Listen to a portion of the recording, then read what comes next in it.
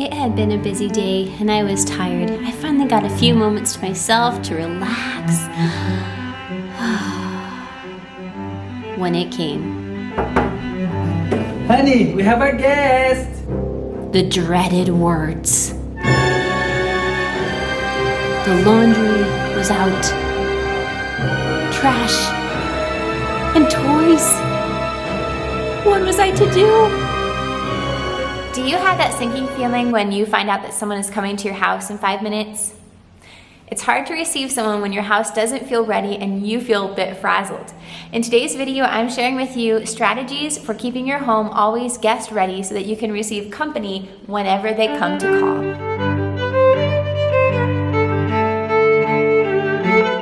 Hi, I'm Sarah from the blog My Home, Your Home, Our Home. Welcome to my channel. If you are new here, I am so glad that you have decided to join us today. Don't forget to hit the subscribe button and the bell notifications so that we'll be seeing each other for sure again soon. And if you are here and are part of this community, welcome back. I'm always so happy to see you. If you are familiar with my family, you know that I am the mom of 2 little toddlers. They are both walking around now, and that is a recent development, and it's so much fun, but it also means a lot more messes. My family lives internationally, and we receive a lot of unexpected guests in our home. That means that I, as the mom, really want to keep things always ready to receive people, and I have found and developed a few strategies over the years that help me to feel confident in the way that my home is, to help me to feel comfortable when guests come to call. Now, some of these strategies will be really different depending on people's different situations, and I understand that some moms have a lot more on their plate probably than I do. And so if that is you, please, I hope that you can just glean some ideas from this, that you can get some inspiration, and that this video can encourage you rather than making you feel like there's no hope. That's not my purpose or my point in this.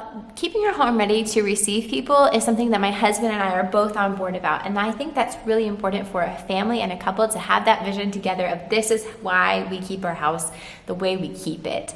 For us, we are not spotlessly clean people. In fact, I am less of a clean person than my husband is even, but I do appreciate a clean home, and I want to feel relaxed and comfortable, and I feel that way when my house is generally tidy and picked up. I know that when I go into someone else's home, I also feel more relaxed and comfortable, and like I'm not intruding when I can see that the place is well taken care of. It's organized, the people are at ease, and they're relaxed. And I want that feeling for my guests when they come into my house. If you are with me in that, stay tuned for all of these strategies that can hopefully help you and your family. And the easiest way to always be prepared for people to come to your home is to be a minimalist. And I am not a minimalist, but I have found that when I have lived in temporary housing and I've had a few things with me, or I've made major international moves and had to pare down on everything that we own, that it is so much easier to keep the house tidy and clean. And so if you are into that kind of lifestyle, by all means, go for it. It will help you to feel more prepared for people to arrive in your house. But if you are not a minimalist, there is still hope for you. There is still hope for me. These are strategies that you can implement whether you are a minimalist or you like your stuff. Not all of these things are about just keeping your house clean, but keeping a general atmosphere of peace, tranquility, organization in your house. A lot of this starts with my own attitude, and so the first thing on my list is keeping your heart ready to receive people. When I am having a very frazzled day and then I find out that my husband's bringing someone home, or someone just suddenly knocks on our door and asks, "Can we have dinner with you guys?" That goes so much against my own cultural norms that I don't feel really ready and happy to see them. And so I have to work on my own heart. One thing that I have learned over the years of living in other cultures and living with my Brazilian husband is that you don't have to have everything perfect in order for people to enjoy being with you. The point of people being together is to enjoy each other's company, to have good fellowship, good times together, and don't let your feelings of imperfection and your feelings of distraction keep you from actually entering the time with the people, entering that space, that moment, and enjoying them, being with them, being able to relax and talk and soak in this time that you have together.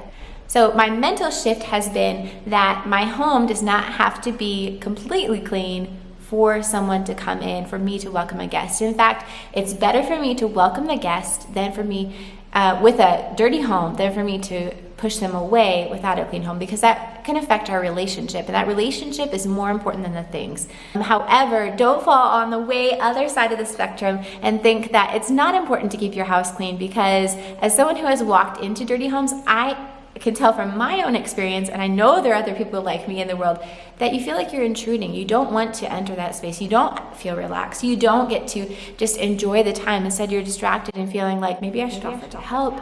Maybe I shouldn't sit here. There's nowhere to sit. You just feel like you're eating up someone's time that they will probably need to spend on other things. So don't fall out on one side of the spectrum or the other, spotlessly clean or not caring at all what's going on in your house.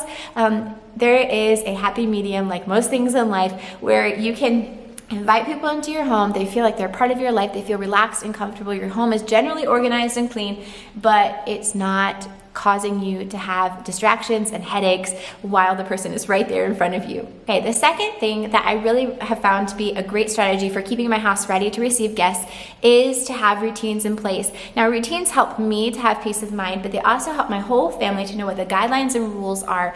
We have routines with our children for their nap times. This helps them to have good attitudes and helps me to feel prepared, because I have had time to relax or to get things done throughout the day so that they're not constantly clinging to me. Now, they're generally well-behaved boys because we have poured a lot into them, and they do have their moments. They do have their meltdowns. I've noticed when we go out of our routines that usually happens. And so for our family to feel really not put together completely, because we'll never be that way, but to feel more peaceful, and our boys are listening well, they are cooperating, they are happy to see people, and they are not fussing the whole time or needing a nap or needing to be put down. We need those routines, and those are so helpful to us. They're not restrictions for us. They actually bring a lot more freedom, and I've heard a lot of moms say that who actually have really good schedules for their families. They feel like there's actually more freedom in that because their kids need that. Their kids hunger for that. I think there are actually psychological studies on children who have routines and who have a good nap times, good sleep, and they are generally happier and more well-adjusted. I don't have those studies to link in the comments below. That is just kind of anecdotal evidence and based on different courses and books that I have read, but I do think that that is something to keep in mind for you as a mom. If you have not yet made routines with your kids, for any reason, various reasons, whatever reason you have, then maybe look into that. If getting guests into your home and making them comfortable is a priority to you, first make your family comfortable. First make your family feel at home in your home, safe and secure, and like they know what's going on. Things are organized. That is one of, besides your own heart, one of the biggest things that you can do to make your home ready to receive people. It's really at its base to receive your family well into your home and into your heart. Another benefit of keeping routines is that everything is up to date, so you don't have things that have been hanging over your head for months and months and months, or day after day after day. You think I'm gonna finally get to the dishes someday, and you're just kind of overwhelmed and feeling like your life is out of order and whack. So it helps things to keep up to date. There's a general feeling of organization. It also can help you to have peace of mind, which is, of course, the number one on our list.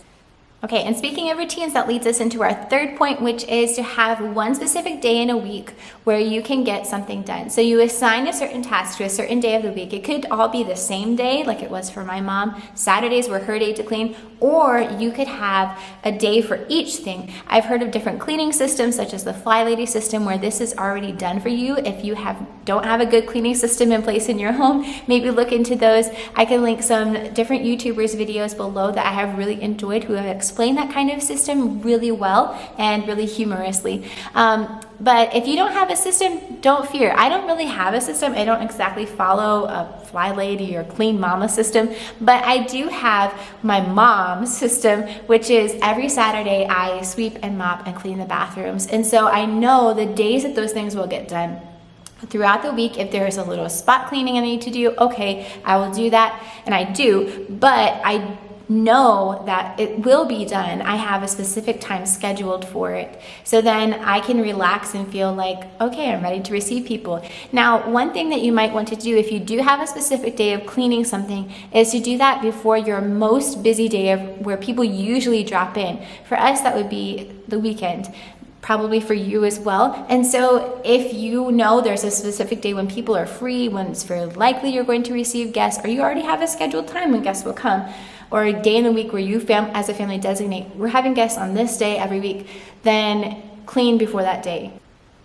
Okay, speaking of cleaning, that's our fourth point. And I have found that when I use mechanical cleaning rather than chemical cleaning, I clean more often and clean quickly. With mechanical cleaning, you clean with cloths and water usually, and maybe some vinegar solution mixed with water. But it's something that you don't have to get a lot of products out for. You just clean and you rinse something off. Whereas with chemical cleaning, you have to get the products out, you have to get your probably paper towels out, and you have to spray it, let it sit, let the air filter out.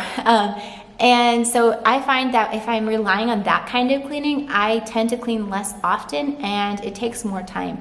Whereas if I'm cleaning with mechanical cleaning with things such as Norwex or e-cloth or even just a general washcloth or dish towel, then I will get something done the moment the mess is made.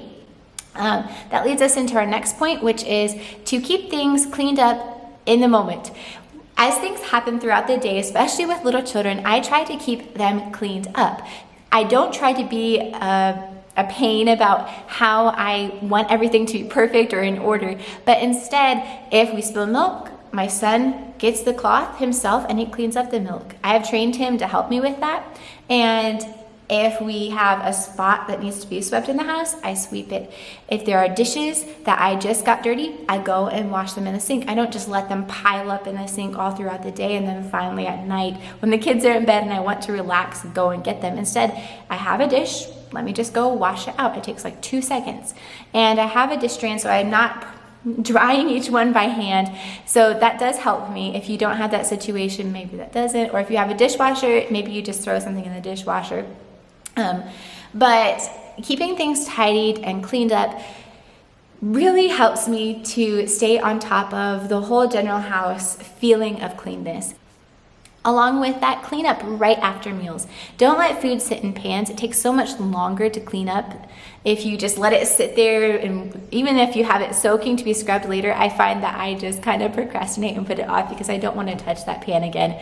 So instead, I clean up right after my meals, and I have 2 small boys, so what I do with them is I either have them stay in their high chairs while I am cleaning up and they have some kind of post-dinner snack or they're finishing their dinner or they're drinking a smoothie or something, or I have them get out of their high chairs, clean them up, and have them do independent play while I am cleaning up. And I find that when I do it right after we eat, it doesn't take very long. I'm generally not scrubbing something that had been dried on the floor or trying to get food into the refrigerator that has been sitting out for a while. Instead, it's all done. It's really fast. And if you have a large family, you can have lots of helpers help you with that. I don't have kids yet who are able to help me put away food and wash dishes, but eventually, hopefully they will. Have your children help you. So my son, when he spills something, he cleans it up. He knows where the towel is, and he knows that when he spills something, it's his job. I don't think it's wrong for me as a mom to train him how to clean up after himself. That's something that I learned. So for my son to clean up his own spills, it helps me to stay calm because I know, oh, you spilled something? Oh, where's the towel? Let's go get it, clean it up. It helps him to stay calm as well. And he very rarely, if ever, cries when he spills something because he knows, oh, it's just a mess. I just clean it up. And that helps with their overall sense of home peace as well, but it also helps keep things cleaned up. If my son spills something and I don't know about it, he knows to go clean it up so I don't find this milk on the floor later or a whole bunch of granola spilled all over. There are no secret messes usually. And speaking of kids being involved in cleaning up, keep a toy system in place. For my family, we do keep a rather minimal toy stash, and I regularly go through it to sort out toys that they aren't playing with. But I will make a video all about how to cut down on toy chaos with toddlers at least, and I will eventually link that below in the description box. But for now, just think about what kind of systems can you have in place about your toys. Can you have a specific room dedicated to them, a specific box they need to be in, get them out one at a time? What kinds of things can you have in place so that the toys are not always under your feet, always beside the door, blocking something, blocking some space, so that when guests come in, they're not having to step on Legos. Ouch. Identify hotspots in your home. Where are the places that generally need to be cleaned up throughout the day or have big messes? Keep those places tidied up. Have a specific time during the day where you can go and get them tidied up, or just when you're passing by them, try to take something with you to put away somewhere else, or carry a cloth with you to wipe some surface down. I find that my kitchen counter, which isn't actually a kitchen counter right now because we are living in temporary housing, it's a table, but it gets really cluttered with stuff. That's just where things go in the kitchen. And so several times throughout the day, I'll just take something out of there, put it away, or try to find a better organization system for that space. Another hot spot is, of course, under the table and under the high chairs, because we eat food and it gets everywhere. And with little kids, you can't really help that much. So after every meal, I just clean it up and the hot spot is clear. Implement independent playtimes and nap times. Like I mentioned before, routine with your family. This is helpful for you to be able to clean up and get things done. Have some kind of food or snack for your guests when they arrive. I try to keep on hand a supply of homemade cookies. I have lots of great recipes on the blog all about homemade cookies, and the best ones that I found that my guests always want the recipe for, and I have that linked below in the description box. If you don't have a go-to cookie, I recommend trying chocolate chips. They're always a classic, or oatmeal raisin cookies. Those ones are my guests' favorite because they're not typically served to them, and the places where I've lived in the world, that is the kind of flavor that they really enjoy. It's really not common for them, and most people have asked me for the recipe. If you have a cookie jar, keep that well stocked. If you have another way of keeping homemade food, especially on hand, it's a wonderful thing to offer to your guests. It's from the heart, it's homemade, it's from home. But if you don't have the time to do that, never fear. You can also serve your guests some kind of packaged good. You can, if you have a store nearby, like a 7-Eleven, like we did in Thailand, then you can just run there and get something before they arrive. But even walk with them. I've done that before where my guests have arrived and I don't have something to serve them. I just say, let's go on a walk, and we go and get something. Usually people don't mind. But it's always really nice to have something on hand, and it doesn't take much time to put it together if you find a good recipe that's quick and fast. Now, we don't always invite our guests to stay for a meal with us, but sometimes that does happen. And I have found that some meals are really easy to prepare, and I have the ingredients always on hand. Make a list of those for yourself. What kinds of meals can you make at the drop of a hat? What kinds of ingredients do you need for those meals, and do you need to always keep on hand? In cultures where I have lived, inviting someone for a meal is kind of expected when they arrive around a mealtime. And if your family is like mine and you have a routine, and this is the time where we eat and our kids need to eat now because they are getting fussy and hungry, then it's so much easier to just invite someone to join you than to kind of have to push them out of your house. You don't ever want to be doing that. I mean, yes, sometimes you do want to be pushing someone out of your house, but at the same time, you don't want to be making someone feel unwelcome when you want to keep your relationship with them. Those are all my tips that I have right now. If you think of something that I have missed, or something that has really worked well for you in receiving guests, something that you've noticed guests really appreciate, leave a comment below and let's start a conversation about all the different ideas that we have, because it's so important to invite people in our lives. And speaking of inviting people into our lives, I'd like to invite you to subscribe to this channel, to like this video if you did find it helpful, and to return again, because it's always great to chat with you. Great to see you guys today, and I will chat with you again soon. Bye.